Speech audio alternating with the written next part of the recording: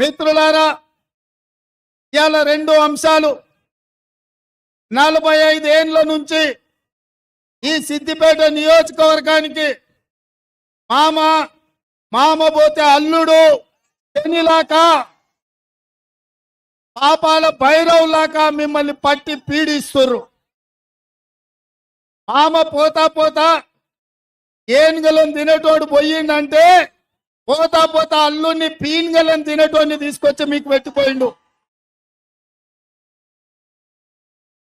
అరుంధతి సినిమాలో ఎట్లయితే బొమ్మాలి ఎట్లయితే మిమ్మల్ని పట్టి పీడించిండో ఈ సిద్దిపేటలో ఉండే యువకులను, వ్యాపారస్తులను, ఈ ప్రాంత ప్రజల్ని పట్టి పీడించిన బ్రహ్మ రాక్షసుడి నుంచి మీకు విముక్తి కలిగించడానికే ఇవాళ ఈ సిద్దిపేట గడ్డ మీదకి వచ్చిన మీకు అండగా నిలబడతా అని మా మిత్రులందరూ తెలియజేస్తున్నా.